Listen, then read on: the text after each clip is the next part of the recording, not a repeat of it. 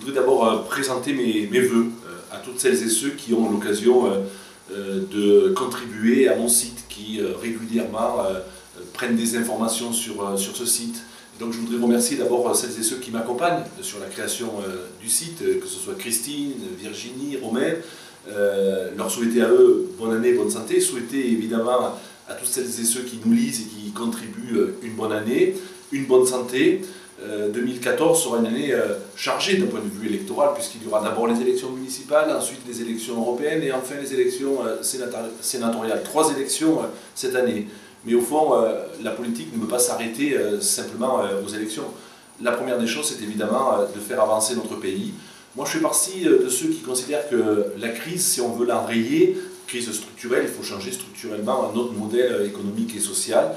J'ai cru comprendre que le président de la République lui-même avait l'intention de modifier structurellement la donne et je lui fais confiance en cela. Il faut que les entreprises puissent embaucher, donc pour que les entreprises puissent embaucher, il faut que les charges sociales soient moins élevées. J'ai eu l'occasion de le dire plusieurs fois, si on veut être compétitif.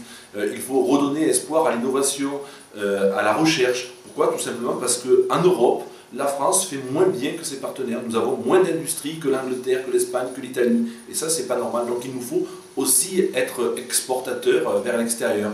Depuis quelques mois, je défends aussi l'idée que pour les jeunes de moins de 25 ans, on pourrait imaginer un contrat qui soit exonéré totalement de cotisations sociales les 2 premières années pour permettre à la jeunesse de rentrer dans l'économie et de redonner confiance en la jeunesse. Je pense qu'il faut réformer également les allocations chômage. Moins d'allocations s'il n'y a pas derrière de la formation, de la qualification. Voilà, c'est un discours de vérité qui est peut-être pas bon à entendre chez certains, mais je pense qu'il faut bousculer les idées si on veut que la France gagne, si on veut que la France avance, si l'on veut créer des emplois. À ce moment-là, il faut protéger notre système social, faire en sorte qu'on soit mieux soigné, qu'on soit mieux éduqué, évidemment en meilleure sécurité, mais en même temps, il faut faire en sorte que la richesse qui soit créée par l'emploi soit réelle.